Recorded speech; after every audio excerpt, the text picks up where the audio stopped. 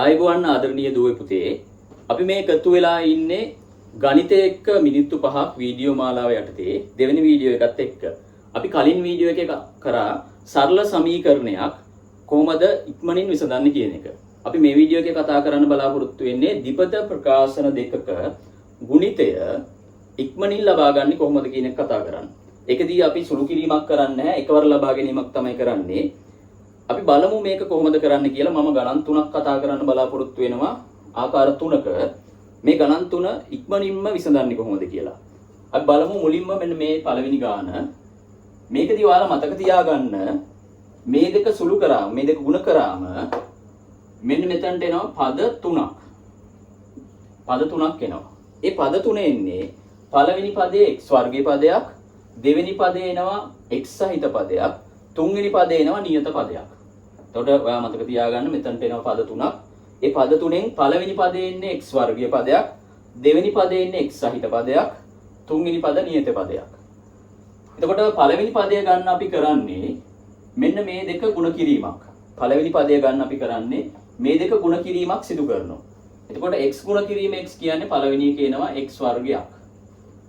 දෙවෙනි පදය මෙතන ගන්න අපි කරන්නේ මෙන්න මේ සංඛ්‍යා දෙක එකතු කිරීමක් හෝ අඩු කිරීමක්. එතකොට එකතු කිරීම හෝ අඩු කිරීම සිදු කරන්නේ මෙතන ඉස්සරහා තියෙන ලකුණ අනුව. ඒ සංඛ්‍යා දෙකේ ඉස්සරහා තියෙන ලකුණු සමාන නම් මෙතන පදය ගන්න දෙවෙනි පදය ගන්නේ මේ දෙක එකතු කරලා. එතකොට මේ දෙකේ ලකුණු සමාන නිසා අපි මේ ඉලක්කම් දෙක එකතු කරනවා. 3යි 2යි මෙතනට එනවා 5ක්. එතකොට දෙවෙනි පදේ මම කිව්වා x සහිත පදයක් එන්නේ කියලා. එතකොට මෙතනට එනවා 5යි x කියන එක. තුන්වෙනි පදය ගන්න අපි මොකද්ද කරන්නේ? මෙන්න මේ සංඛ්‍යා දෙක ගුණ කරනවා. 3 වරක් 2 6යි. ඊළඟට අපි බලන්නේ මෙන්න මේ අතරට එන ලකුණ මොකද්ද කියන එක. අපි බලමු.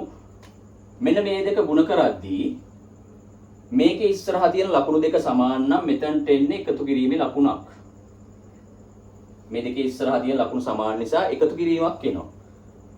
මේ මැද පදේ ලකුණ එන්නේ ලකුණ සමාන නම් කොහොමත් තියෙන ලකුණ තමයි එන්නේ. මේ දෙකේ ලකුණු සමානයි. එතකොට තියෙන ලකුණ එකතු කිරීමක්. ඒක නිසා මෙතනට එකතු කිරීමක් එනවා. එතකොට පළවෙනි එක විසඳලා ඉවරයි. අපි බලමු දෙවෙනි එක. දෙවෙනි එක විදිහට මම මේ ගාන තෝරගන්නවා. මේක කොහොමද විසඳන්නේ කියන එක. එතකොට අපි පළවෙනි පදය ගන්න විදිහ දැන් දන්නවා. මොකද්ද කරන්න ඕන? මෙන්න මේ දෙක ගුණ කරන්න ඕන. x ගුණ කිරීම x කියන්නේ x වර්ගයක් එනවා. දෙවෙනි පදය ගන්න විදිහත් අපි දන්නවා. මේ දෙක එකතු කිරීමක් හෝ අඩු කිරීමක් කරන්න ඕන. එතකොට මෙතන තියෙන සංඛ්‍යා දෙක බලන්න, ඉස්සරහා තියෙන ලකුණු දෙක බලන්න. ඒ දෙකේ ලකුණු දෙක වෙනස්. ඒක නිසා මෙතන අපි කරන්න ඕන අඩු කිරීමක් කරන්න. එතකොට 3න් 2ක් අඩු කරාම මෙතනට එකක් එනවා. එතන දෙවෙනි පදේ ඉන්නේ x සහිත පදයක් නිසා මෙතන 1යි x කියන එක එනවා. අපි සාමාන්‍යයෙන් මේ වගේ එකක් ලියද්දී 1 කියන එක දාන්නේ නැහැ, x විතරක් යොදා ගන්නවා. එතකොට x කියන එක තමයි එන්නේ. ඊළඟට අවසාන පදේ ගන්න මේ දෙක ගුණ කරනවා 3 වරක් 2 6යි. දැන් බලමු ඉස්සරහට තියෙන ලකුණු මොනවාද කියලා. මෙතනදී බලන්න මේ දෙකේ ලකුණු වෙනස් නිසා අපි අඩු කිරීමක් කරා. දෙවෙනි පදේ ඉස්සරහා තියෙන ලකුණ දාන්න ගියාම මෙන්න මේ ඉලක්කම් දෙකේ අගය වැඩි එක වටිනාකම නෙමෙයි අගය වැඩි එක බලනවා. මේ දෙකෙන් අගය වැඩි එක තියෙන්නේ 3. ඒක ඉස්සරහා තියෙන ලකුණ තමයි මෙතනට දාන්නේ. එතකොට මේක ඉස්සරහා තියෙන්නේ 3 ඉස්සරහා තියෙන එකතු කිරීමේ ලකුණ. මෙතනට දානවා අපි එකතු කිරීමේ ලකුණක්. ඊළඟට මේ දෙක ගුණ කරද්දී ලකුණ වෙනස් නිසා අනිවාර්යයෙන්ම මෙතනට එන්නේ අඩු කිරීමේ ලකුණ. මම කලින් ගාන හදද්දි කිව්වා ලකුණ සමාන නම් මෙතනට එන්නේ ගුණ කරද්දී එකතු කිරීමක්. මේ දෙකේ ලකුණ වෙනස් නිසා මෙතනට එන්නේ අඩු කිරීමක්. එතකොට අපේ දෙවෙනි ගානත් හරි. බලමු අපේ අවසාන ගාන. මේ දෙකේ මෙන්න මේ ද්විපද ප්‍රකාශන දෙකේම තියෙන්නේ අඩු කිරීමේ ලකුණු දෙකක් ඉස්සරහා. එතකොට අපි බලමු කොහොමද කරන්නේ කියන එක. පළවෙනි පදේ ගන්න විදිය දන්නවා. මේ දෙක ගුණ කරන්න ඕන.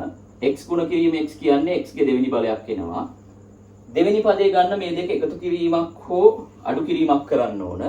මේ දෙකේ ලකුණ සමාන නිසා අපි කරන්නේ එකතු කිරීමක්.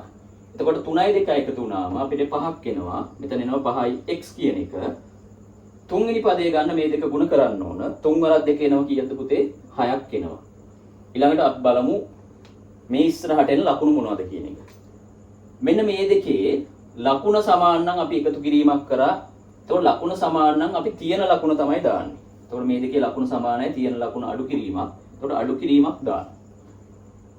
මේ පදේ ලකුණ සමාන නම් ಗುಣ කරද්දී අපි දාන්නේ එකතු කිරීමේ ලකුණක්. එතකොට මෙතනට එනවා මොකද්ද පුතේ? එකතු කිරීමේ ලකුණක්.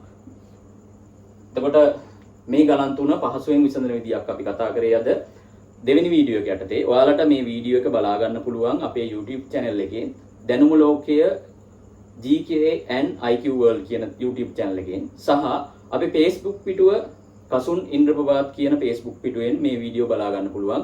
අපි සෑම සතියකම සිකුරාදා හෝ සෙනසුරාදා දින මේ වීඩියෝ එක අපේ පිටුවට අප්ලෝඩ් කරනවා. ඉතින් ඔයාලට බලා ගන්න පුළුවන් මේ වීඩියෝස්. හැමදාම අපිත් එක්ක රැඳිලා ඉන්න මේ වගේ වීඩියෝස් ඉදිරියට බලා ගන්න.